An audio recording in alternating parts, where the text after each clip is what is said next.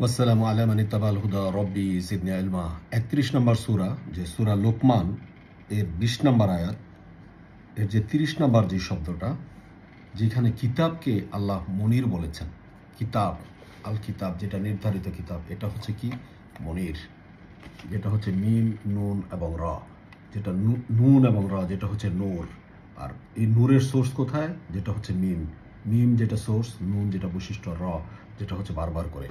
তাহলে যেটা হচ্ছে নূর, এটা হচ্ছে কি? এটা হচ্ছে আপনার মনির।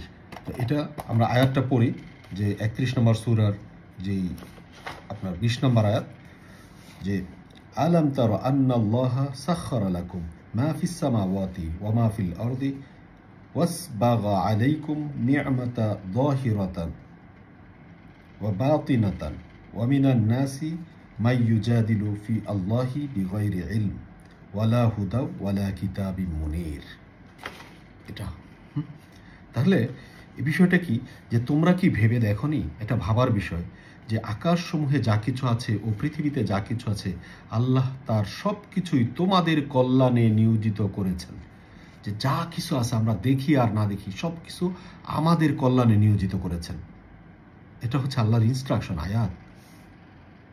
এবং তোমাদের প্রতি তার প্রকাশ্য ও অপ্রকাশ্য যাবতীয় নিয়ামত পূর্ণ করে দিয়েছেন, যা আমরা দেখি, যা আমরা দেখি না, যেটা প্রকাশ্য, যেটা আপনার গোপন, যে নিয়ামত দিয়ে আল্লাহ পূর্ণ করে দিয়েছেন। এবং মানুষের মধ্যে কেউ কেউ কোনো জ্ঞান, পথ নির্দেশনা এবং দীপ্তিময় কিতাব ছাড়া আল্লাহ সম্পর্কে বিতর্ক করে, বলে যে এই দুনিয়াতে আসছি, চলে যাব, মাটির সাথে মিশে যাব, কি এগুলো তো আসলে। তো এটা হচ্ছে যে তাদের কোনো নলেজ নাই, তাদের কোনো জ্ঞান নাই। জি, সালাম আলাইকুম।